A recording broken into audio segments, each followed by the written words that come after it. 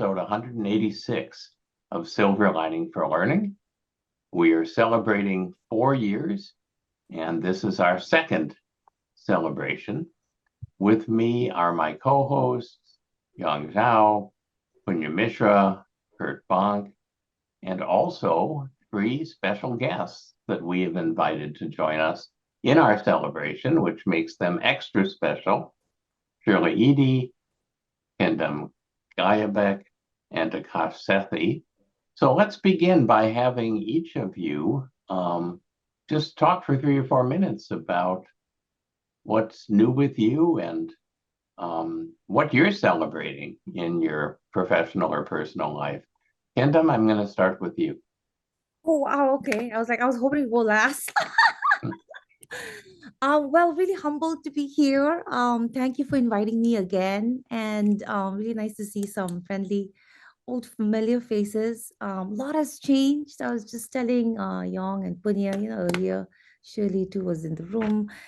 Um, so I think in our last conversation, I was doing equity inclusion work, but mainly in faraway places like Papua New Guinea, Nepal, Bhutan. I gave you all examples of this digital storytelling project I had carried out with using the Nicholas Negroponte's One Laptop program, developing a health curriculum in Papua New Guinea, and it was really effective. In fact, just 2 weeks ago, we were having a meeting about redesigning it and delivering it in other regions in Papua New Guinea for healthcare workers. It's been a very effective tool in terms as an instructional manual, and especially post-COVID.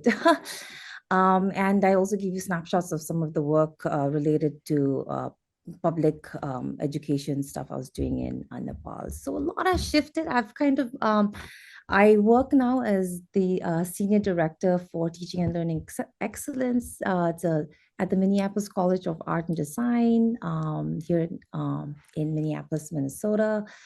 My other role is, so my focus has been to shift inclusion and equity work more in the local, and also like personally, I've become a new parent to twins, Maya and Palden. They're 19 months.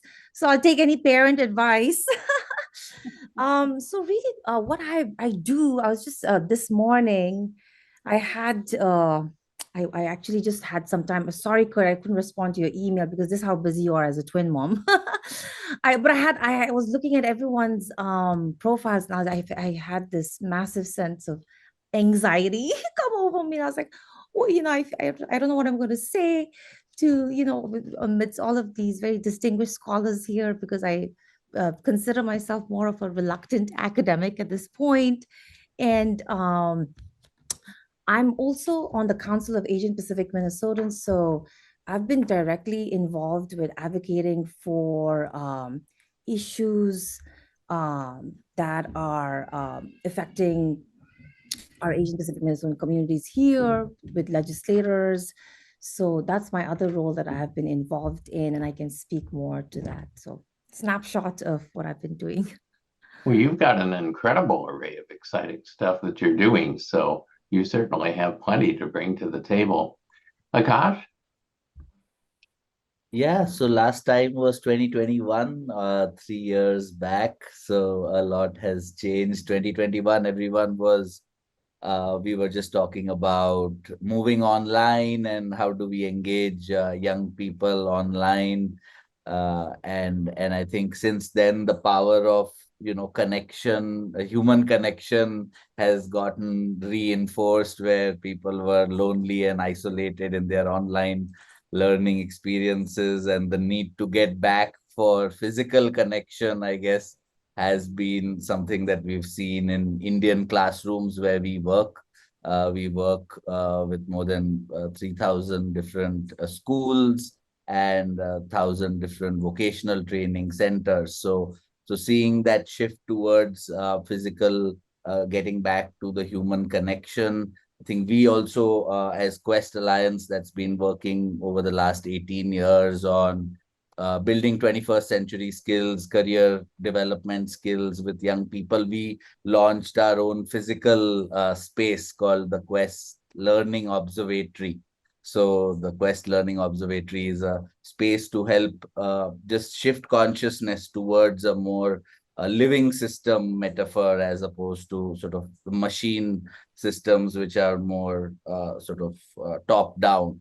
So a physical space which brings together the power of learning from nature, like permaculture, the spaces like maker spaces to be able to build creativity, and also the building as a learning experience as well. So a little bit of interactive museum spaces. So that's something that we are celebrating, just moving in there in the last couple of weeks back. So looking at what design could do for physical spaces again. And also, I think celebrating also sort of just going beyond, digital learning that's very consumption oriented to more scenario based, situation based learning, where young people have the agency to make decisions about how the content should go, where it should move, and be have more agency in deciding their own sort of direction. So there is definitely that movement that has happened in our work in terms of producing digital content, which is in the form of games or situations or simulations, etc. Yeah, and again, experimenting with other conversational chatbots and things like that, which also are upcoming ways for young people to engage in places where internet connectivity is not that great. How do we really bring learning experiences in other small formats to young people to develop critical thinking, STEM, and 21st century skills? So yeah, that's been the journey in the last 3 years. Well, that's a lot in terms of both new initiatives and going to scale. Shirley, I know that things are different with you as well, and would love to hear about it. Well, thanks for having me. It's really wonderful to be back. I'm trying to remember if it was last year or the year before that I was with you.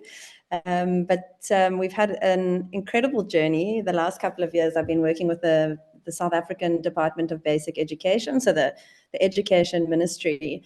And over a couple of years, there was this growing momentum, Aakash, similar to what you're doing around a sort of a shift towards 21st century skills from a really knowledge-centric curriculum and education system to one that starts to become more focused on values, 21st century skills. A lot of those things were written into the aims and purposes for education in South Africa. But what we were noticing is that they weren't pulling through into the taught curriculum. And what was really cool, I think, Chris, when we were last year, we were in the process of developing or designing a South African competency framework, which is, Aakash, very similar to many of the things that you were talking about, but sort of looking at from a system-wide point of view, how do you shift a system that is predominantly knowledge-centric to one that starts to deliberately and systematically develop these skills in learners, bearing in mind that more than 85% of schools are resource constrained, and it's a tough learning environment. So I think celebrating, the celebration is at the end of November last year. The South African Competency Framework was adopted for use in the education system. And it was it was an incredible process. It wasn't something that was just pulled together by a few academics. It brought the best of learning sciences and what we know about how people learn and how the brain works. And we held that there. And then we consulted widely. We spoke to learners, we spoke to teachers, we spoke to principals, to government officials, to higher education institutions, to kids with and learners with disabilities, the entire range of stakeholders in the system. And over 2 full rounds of public consultations, we gathered bottom-up guidance on how to frame this competency framework. So what we ended up with was sort of the best in what we've learned from a scientific point of view and the evidence that's out there, guided by the wisdom of the South African population. And I think in many ways that's perhaps why it was signed off for and adopted. You know, it's such a political space to have anything really signed off and used going forward. So that framework has been a celebration, and we're at a point now where it's being used to update the curriculum. It's being used to update the way that we develop and train our teachers. It's being used to influence how we are rethinking and updating assessment practices, how we are shifting teaching and learning materials, and also slowly how we're thinking about the learning environment. So that's been very exciting. I have subsequently moved on to, I'm still involved with them, but I have founded Whole Human Studios, and that's really a future skills education consulting company where we really look at what it takes to develop a whole child and what are the skills you need to flourish in this super fast changing world, both at work and in life. So that's me. Wow. Jan. So thank you. You guys have shared a lot. You know, I just want to read something interesting to ask three of you to think about. Today, I was reading another article, which is no surprising. Almost every day you read article like this. This is about Oregon. I live in the state of Oregon. Says Oregon has a literacy crisis. Literacy crisis. Some 30% of students, only 39% passed the third grade reading. You know, America has been struggling with so-called literacy crisis problem for over 100 years. And so I always thought it's kind of silly making this a high-level argument about this. So American, many states in the U.S. now again are debating about the science of reading. They want to put, you know, the pedantic kind of way of mechanical teaching of reading back, you know. So it's actually very interesting, you know. So at the same time, when Aakash was talking about, you know, playing with AI, with different tools, so I was just wondering, the three of you, especially Shirley, when you mentioned about the framework, about what have you heard about AI in your own context in education? How is AI being considered, you know, in India, or, you know, just in South Africa, or actually in Minnesota? You know, so what is the conversation? What have you heard? What are you thinking about? So I can just chime in with a little bit of some things that we're doing at MCAD.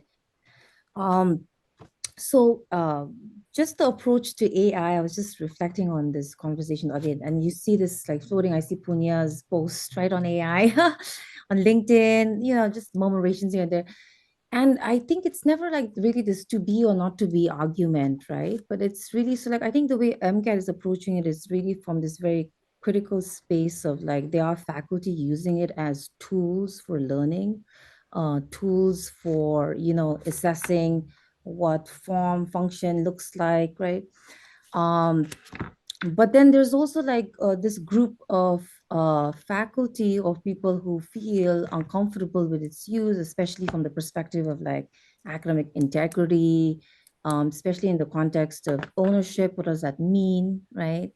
So there's a lot of discussions. We've also had a lot of discussions. So like our department has been instrumental in facilitating a lot of dialogues with leaders in that space who've used AI, faculty, instructors who are using it, and also artists and designers who are already using it, you know. So also to see that, you know, there's already examples of how designers, for example, in Target are using it in their work, right?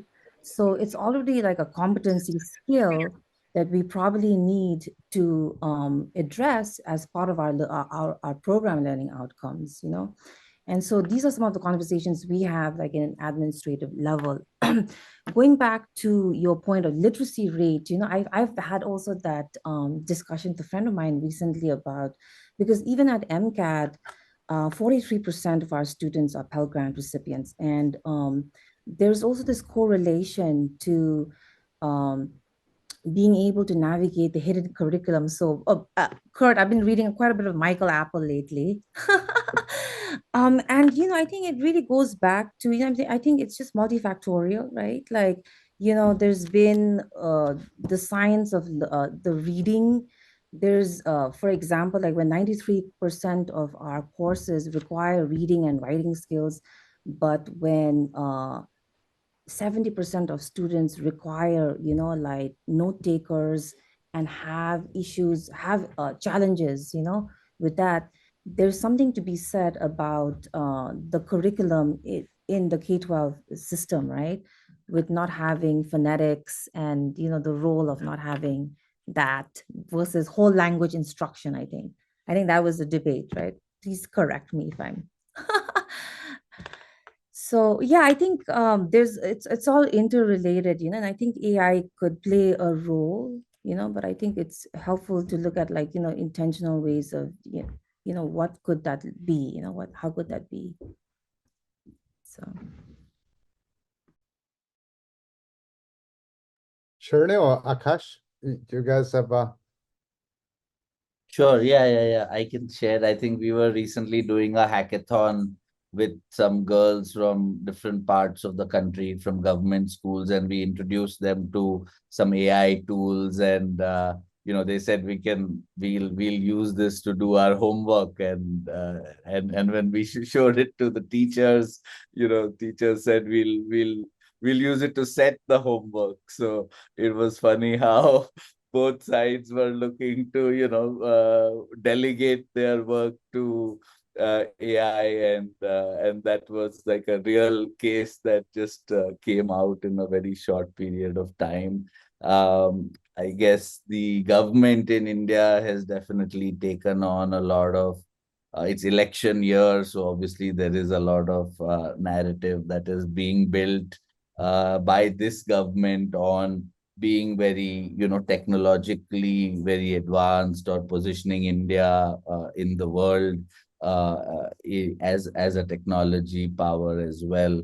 So given some of those narratives, there is a rush to introduce AI curriculum in the government education system at various levels.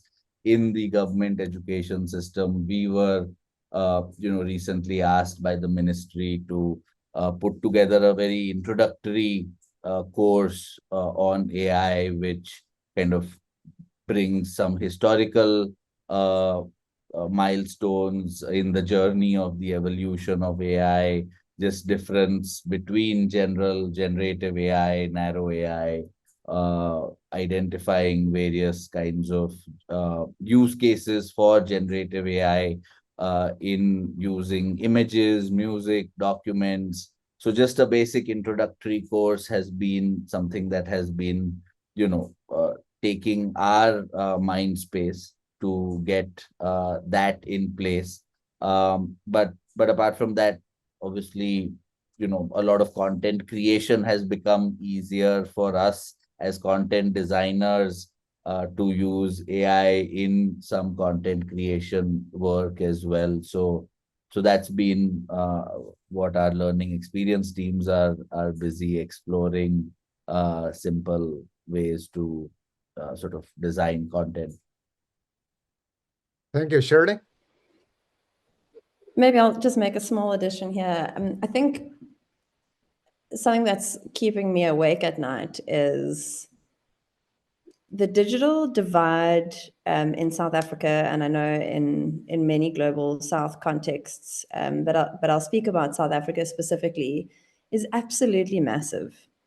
And there's still the vast majority, well, the majority of our schools are just not connected in a way for either teachers or students to have exposure to AI in any way that's sort of genuinely helpful to the learning process.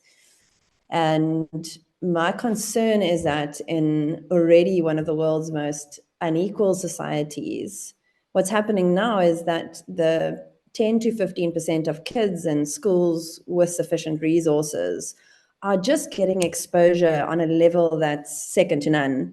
And the majority of kids in the remaining schools are not. So that's what's keeping me awake on this particular topic. So just a quick follow-up to the whole AI conversation, and I would love to get your thoughts, Shirley and Akash. because Nakash, as you said, that there is an election coming up in India right now. This year, I think 4 billion people are going to the polls across the world. And at a time when creating like very authentic looking content is almost trivial, right? So in a world where there is fake news and disinformation and WhatsApp groups which spread all kinds of hate and bigotry and everything, and now that anytime a politician is actually caught on tape saying something stupid, they can just now claim and say this is AI generated, this is not real, and there is no way of finding out. I wonder how that's playing out in sort of the Indian and South African contexts, where, again, you have, like Shirley, like you said, this huge disparity in access. And so the ability to deceive, misinform, to inflame partisan points of view, whatever, just gets supercharged. And I'm just curious, we've already seen this in this country. There was some statements that Trump made, and then when it was called out, he said, "Oh no, that was all AI generated." It's anybody can just claim that now, and there is no way that anybody is going to sit down and review the data. What was that Mark Twain quote, that the lie has traveled 3 times around the earth by the time the truth is put on its shoes? I mean, so I'm just curious to see how this is playing out in the broader sort of social spectrum of the socio-political context.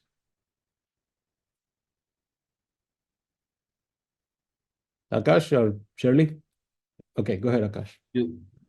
Yeah, I think, I mean, I'm not as clued into the entire political spectrum, but from what we can, see, there is a lot more, like you said, misinformation, and therefore, there are more rising kind of more jingoism, more rising, flaring religious sentiment also in the country, which has spread quite a bit through the various WhatsApp groups, etc. So one is seeing sort of, when this whole temple, there was a temple that was made recently, and it has a whole communal history, and I think that whole episode brought back like 25 years of religious sentiments to the fore, and that spread across the country really fast, that whole religious sentiment through this group. And India has not seen, a lot of communal violence in the last 25 years at least, or in the last 20 years, but it is always sensitive. So there is, I think, technology and the sort of religion interplay is what at least I am sensing is showing up again in large scale in the country, driven by politics. But I would say young people being engaged in technology is really giving the speed at which that is spreading is pretty crazy. That's maybe a state like Kerala has introduced, one of the states in the south has introduced a curriculum around how to read misinformation, how to understand misinformation, so there is some progress on that front, but I would say the wave is pretty strong and scary at times. Thank you. Yeah. I think similar in South Africa, and I think I'm going to sidestep the question a little bit, in that my answer would have been not dissimilar to Akash, but it does, in the context of this conversation, that the question of, well, then, what is the purpose of education? The simple but really tricky and evolving question comes up for me. And I've recently been reading Center for Curriculum Redesign's latest book on AI, Education for the Age of AI, by Charles Fidel and his team. And they speak about the purpose of education being to foster wisdom, to develop wisdom. And And if I think about the socio-political forces and the fuel or the way in which AI can sort of fuel and progress these different forces, the role of wisdom in society becomes just paramount, becomes absolutely critical. And from the youngest of age, things like discernment, judgment, good sense, insight, that children, young children, are learning to, exercise these muscles. And that on a daily basis in classrooms or whatever format education's taking, that wisdom is kind of at the heart of what we're aiming for. So this is fresh in my mind because I'm reading this, and I just thought that in the context of AI, it feels like a really solid direction to be headed.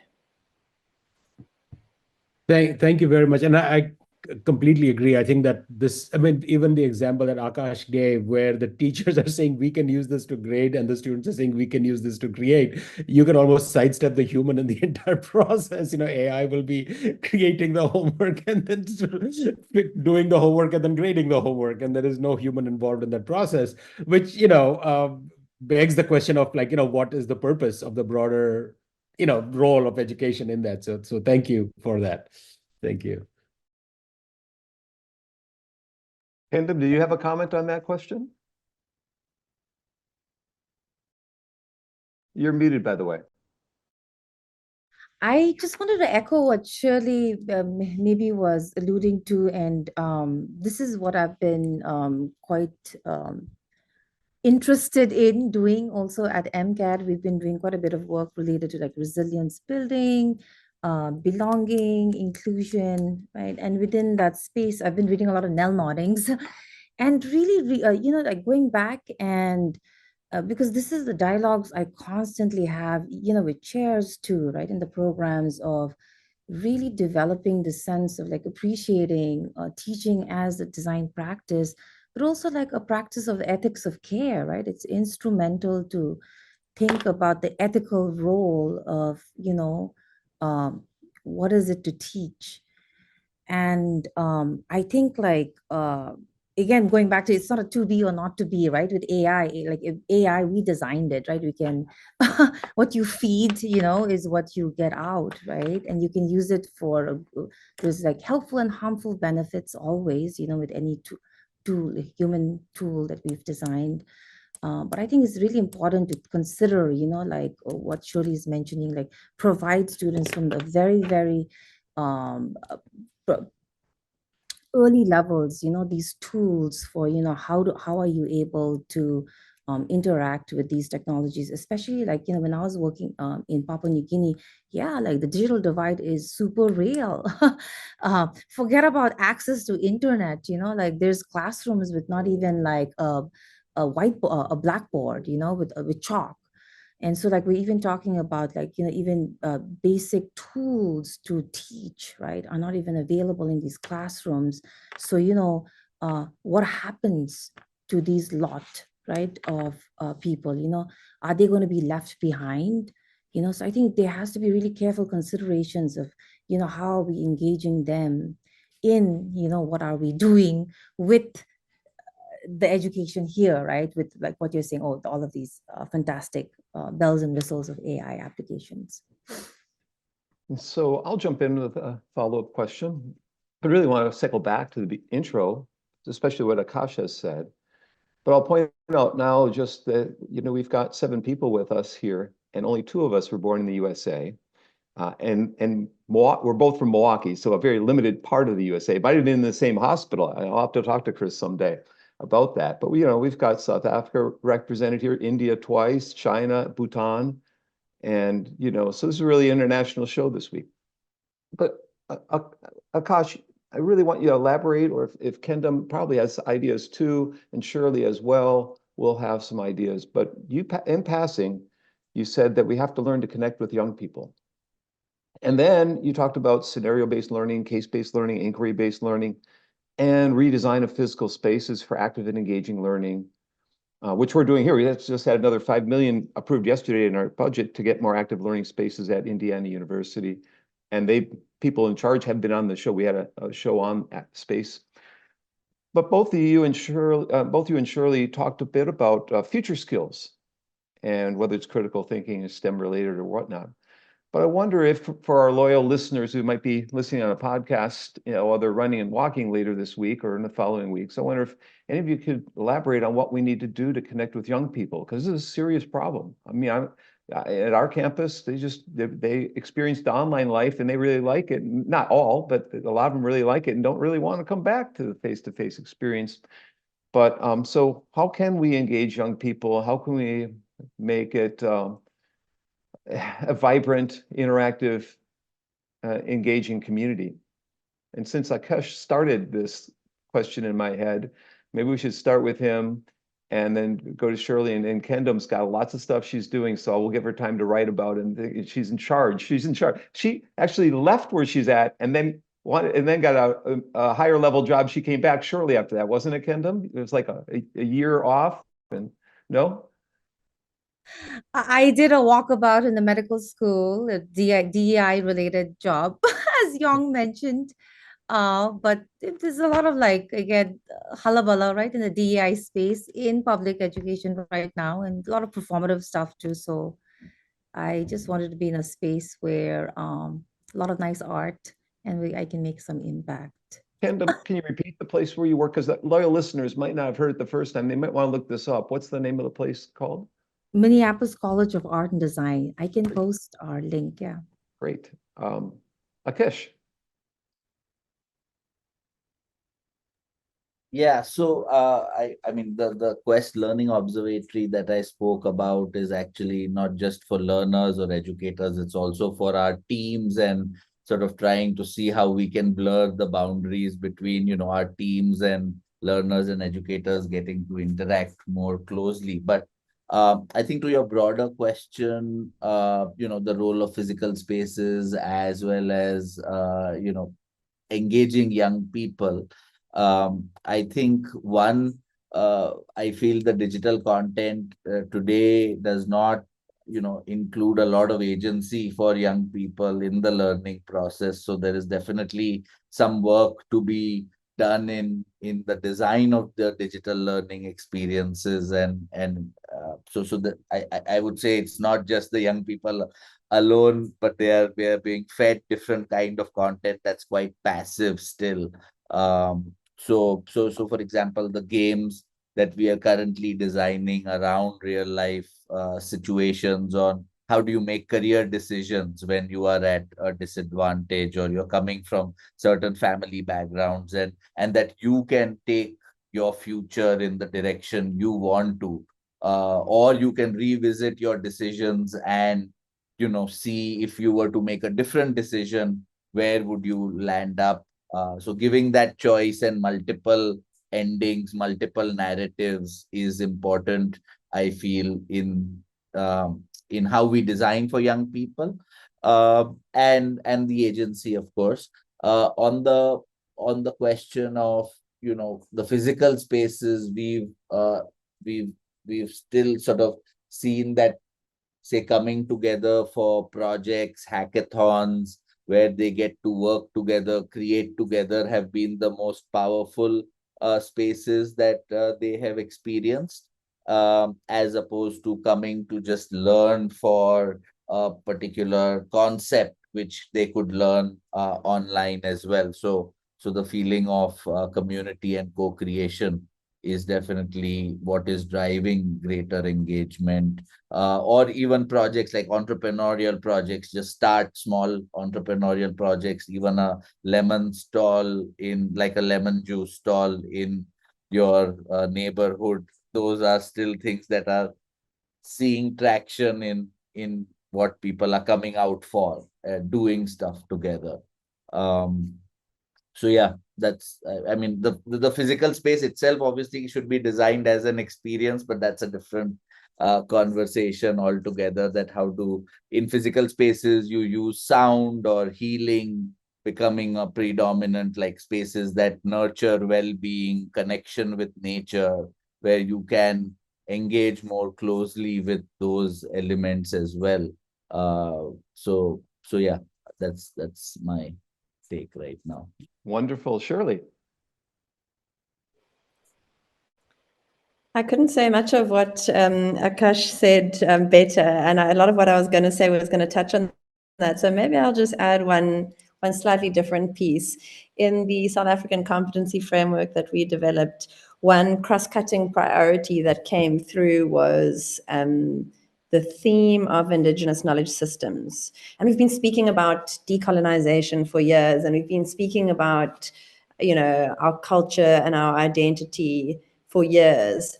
And as individuals and in classrooms, there's been a lot of confusion around, well, how do we actually bring that to life? How do educators connect with their kids when there's multiple languages, multiple cultures? And so we've been really excited about this cross-cutting priority of Indigenous knowledge systems coming through as one of the tools for connection between the educator and within the class. And slowly but surely, we're starting to debunk and crystallize, well, what does that look like in a classroom? How does it come to life? How do we have that sort of asset-based approach to identity and culture in the classroom? Well, don't debunk it right away. I don't want to be kicked off the show. A little pun, sorry. Khendum, we've given you time to think. I know you're a very creative idea generation person, so give us a few items from your list. Sure, absolutely. I was just thinking of what I generally do at MGAD, and one of the things my role really is, I really sense make some of the gaps that exist, like what's happening with students. And to your point, I think someone had mentioned, like what's happening with students, right? They're not disengaged, they're very disengaged. And so this has come up not only when I was in the medical school at the U, but also and various people that I talk with in various colleges. And so recently I actually did a workshop on showing up to class, and I do some faculty development, and this is a workshop for faculty where I'm bringing a very trauma-informed lens on understanding, how when we talk about, when we even think about, when we actually even make a statement, our students are not showing up to class, I kind of juxtapose that statement and say, like, how are you showing up as an instructor? And then I also break the monolith of, who is this learner? Because we have this one size fits all notion of this learner, right? The student. And so and I show a profile of our students at MGAT, and I said 40% of them are Pell Grant recipients, 20% are first generation learners.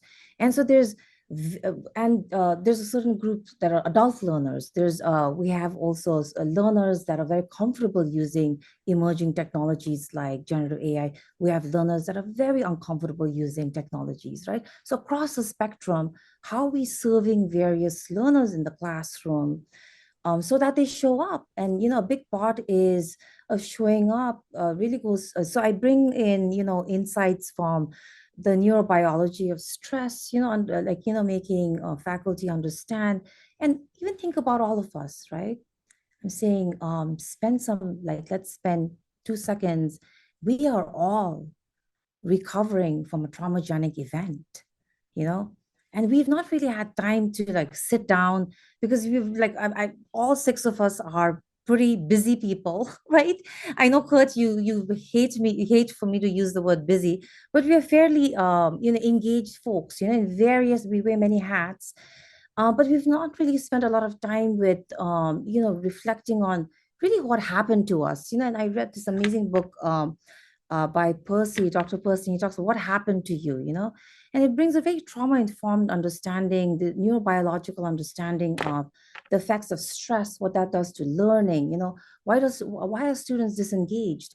And also, there's a lot of students that have sensory issues that need, because I also hear this from chairs or from faculties, like, oh, students always use the cell phones, but it's also like there's students who use the cell phones for sensory, because they have sensory issues, they might be using it as an aid, right?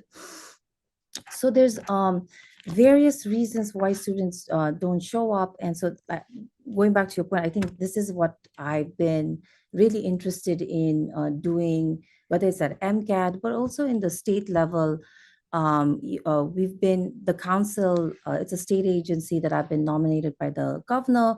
And in my role, we advise the governor and the legislators on issues. So for example, mental health is a big issue that you see with the older population, and you also see with the young. So for example, at MCAD, one of our first year experience programs, one of our faculty, they do a wonderful programming called an intergenerational programming where students do a lot of like creative artistic projects with elder center here. And so in my role, I am, there's a big issue with immigrant are a lot of like 54% of our Asian Pacific Minnesotans here in the state, 54% of them come from either refugee experience or an immigrant background. And it's very challenging for them to navigate the resources here because it's not very culturally responsive.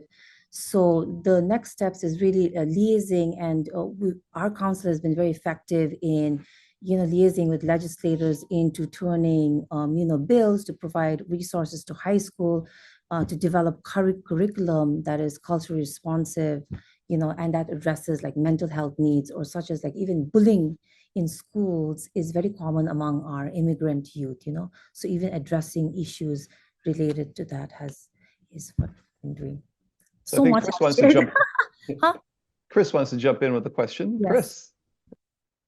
So in listening to all of you talk about how much change is taking place in the educational initiatives that you're involved with, it just is such a contrast to how at least the US educational system, but I think in many other countries as well, this is true, how change resistant it is.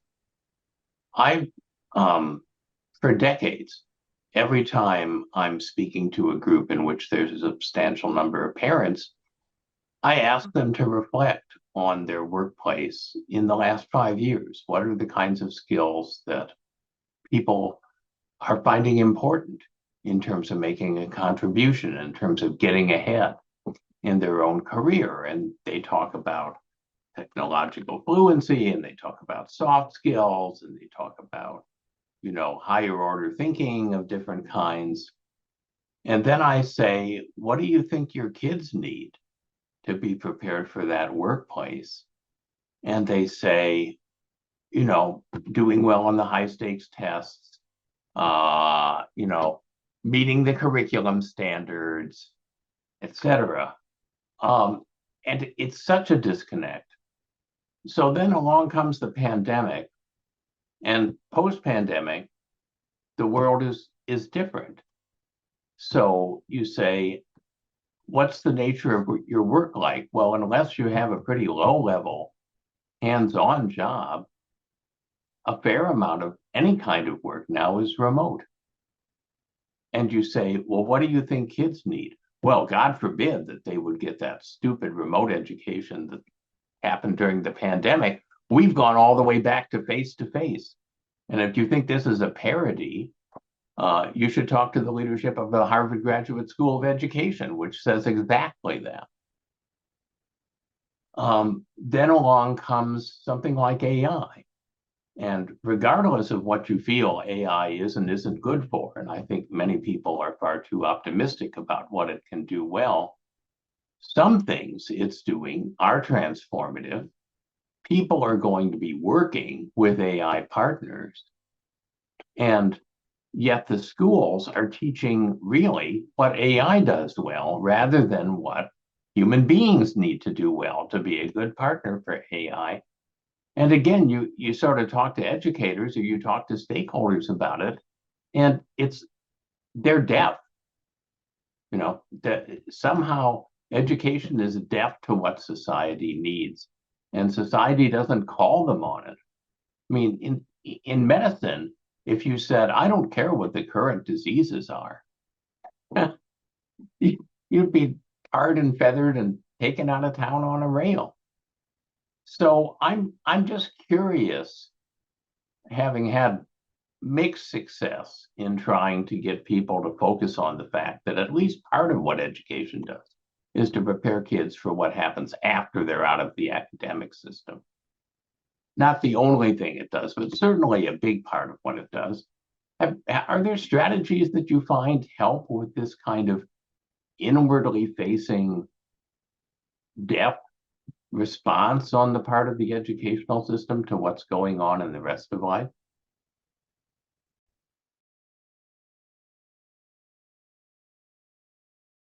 Yeah, I can see you're all getting the bunny easy questions today. Just to be clear. Chris, I'm just nodding along to everything that you're saying.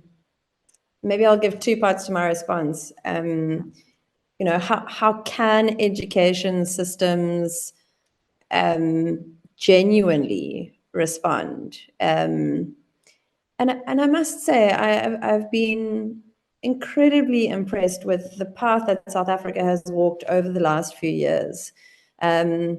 To be open to hearing a vision of one that wants the best for our children in a hugely uncertain world, and acknowledging that a knowledge-based approach to get there is just not going to cut it.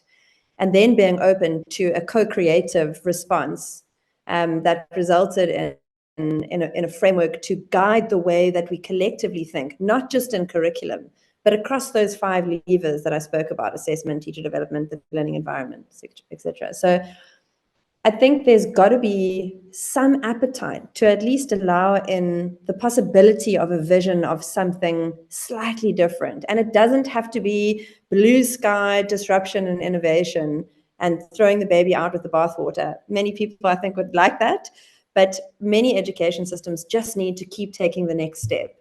So I think that is kind of from a systems point of view.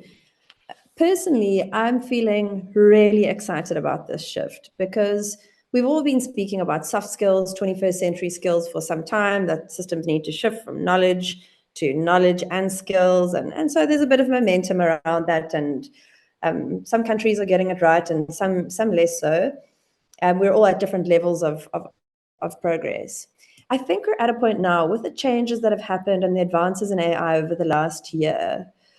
We're in a position where, this is my opinion, that we are being forced to being deliberate and systematic about celebrating our human uniqueness. And unless we're actually articulating, identifying what that is, and developing more of it, we're in direct competition with this thing called AI and how it's evolving.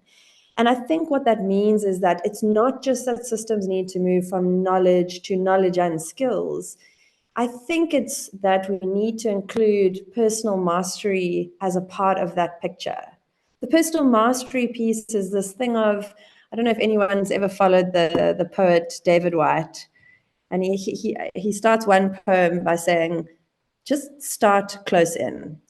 And I love that statement because sometimes when things just feel overwhelming, you just start close in. And I feel like for humanity, we're in a position now to each one of us and for education systems to help children to start close in. Yes, we can help with the knowledge. We can help with developing some of the skills. But the thing that's going to pull that together and help us as humanity make sense of all this change and disruption is what we can do with it, how we are actually managing our thoughts, our feelings, our behaviors, and how those are interacting with our skills and the set of knowledge that we have. I suppose it talks to the wisdom of that, the earlier conversation. And I think this is inherent to this whole idea of we've got to be able to learn and unlearn and relearn and what do we need? I think one of the core skills in personal mastery is, at its very core, is adaptability. So, I mean, I could keep speaking, but those are some of the things that come up for me when we talk about that. I think for me, one is, the system side of, I think, what Shirley was saying. The new education policy, India has a very progressive, at least in 2020, it was a progressive new education policy, which spoke the right, hit all the right bells and spoke the right language. I feel obviously the execution of that policy is where the problem lies, like in most policy to action and things like that. Uh, but but at the same time, I think to the question that you were asking, I think one new skill which we were exploring is this whole idea of being future literate, and sort of this idea of multiple futures and acknowledging that uncertainties are there to stay, and therefore how much of the given narratives of what the future would look like by defined by social norms, the state, the media. Like in India, it would be, say, girls must be assigned household chores, or that climate change can only be solved by reducing consumption-based behaviors. I think those kinds of given narratives versus expanding the possibilities and saying there are multiple futures, and that you can learn to continuously calibrate these assumptions that you have by recognizing them and revisiting some of these assumptions. So we ran the set of future literacy workshops with 500 young people across climate vulnerable districts, and got a lot of insight about what would be the process to shift this narrative that is there in the social norms, and what would it take when they talk about their own injustices that have happened to them, when they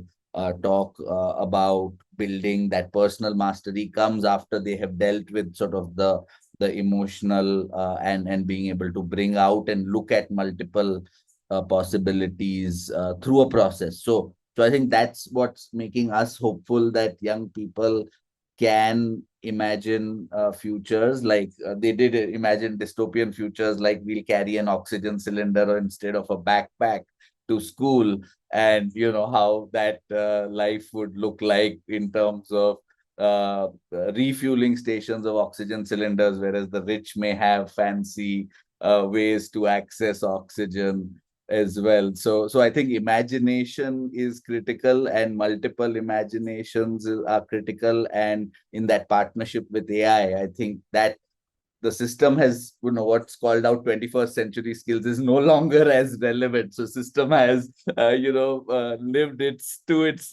reputation of doing something that's already late in the game. But yeah, I would say imagination is probably the most critical thing in the age of AI for us, and climate as well, actually. AI and climate. Khendum, you're next.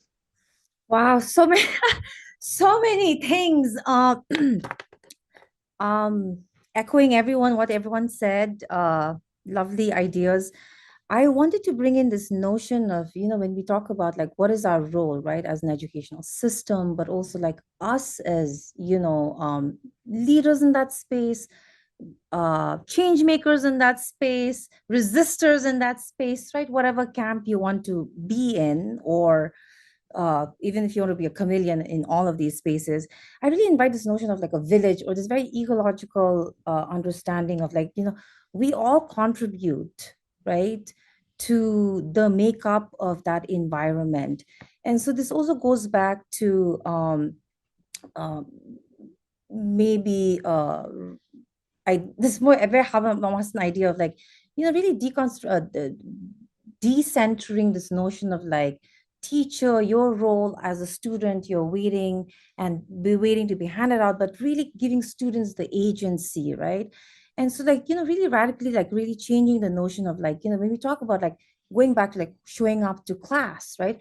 We're all showing up to class together in this village. And so when you talk about this notion of a village, it takes a village to make the village flourish, right? And everyone has a very instrumental role, whether you're a baker, you're the cobbler, you're the farmer, you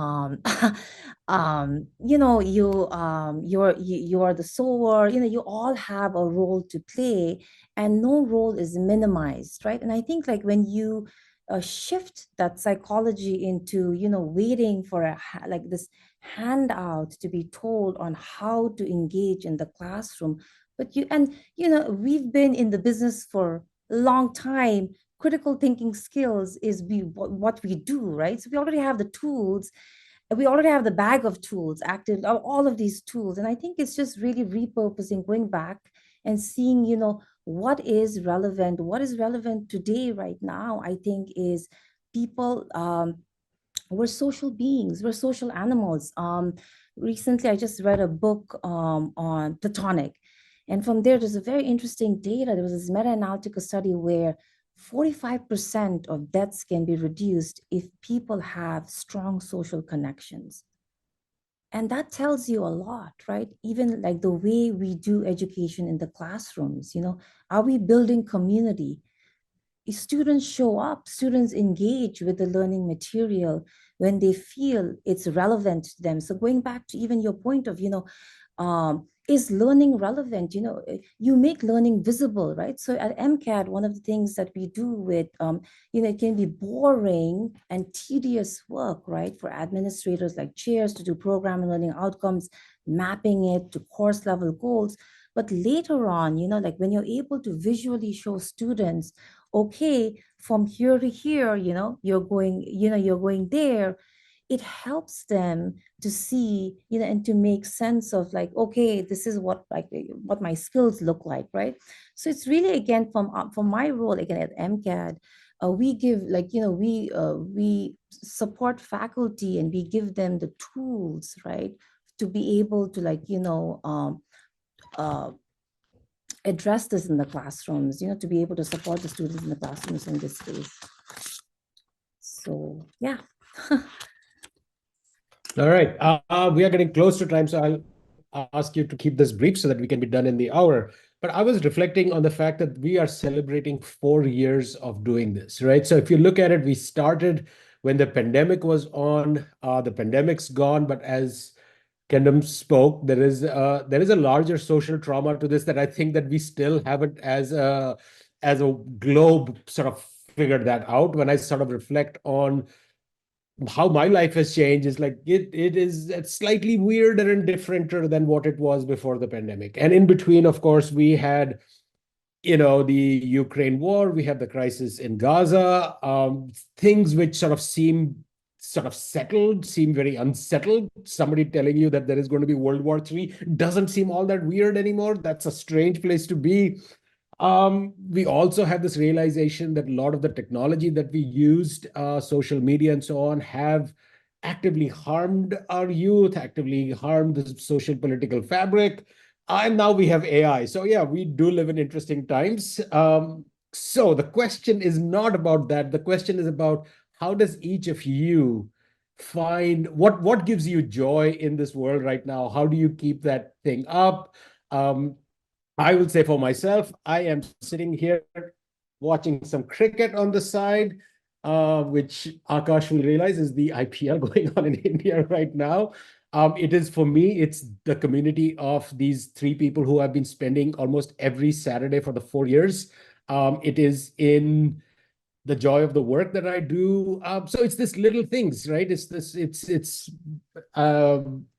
taking a walk with my dog. I mean, it's all of us.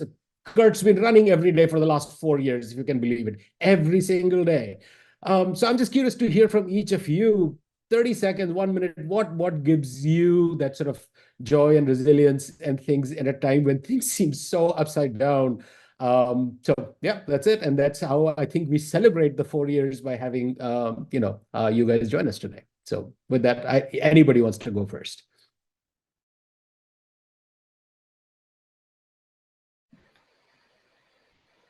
I'm happy to go first. I just love being outdoors in nature, especially with my 2 little boys, 5 and 6 years old. And I don't know, I mean, we've all had that experience of being around kids when there is just sheer delight on their face, whether it's them running in the sprinklers outside on the lawn or picking apple from our apple tree in the garden. That for me is joy, and I think it comes with just the connection and the groundedness.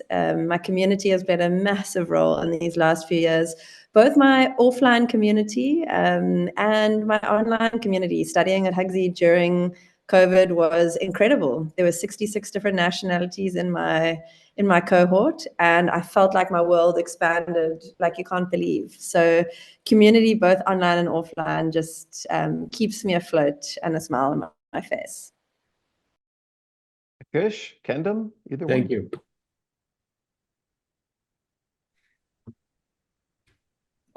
Sure. I think like usually, even me, I'm a new mom. So my twins, Maya and Paladin, they're like the biggest joy of my life. So much has shifted, but I think just being a parent, that's a major shift in itself.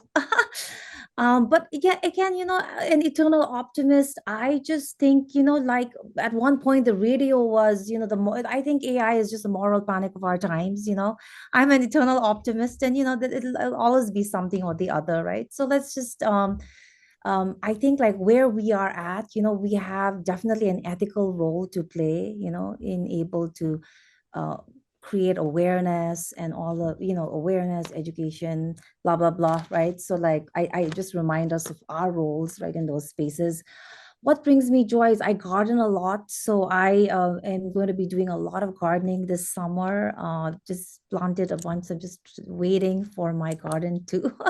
I spent a lot of time outdoors. I'll be coming up to see your garden in Yeah, Minneapolis. yes, most welcome, most welcome. I Aakash. cycle, yeah.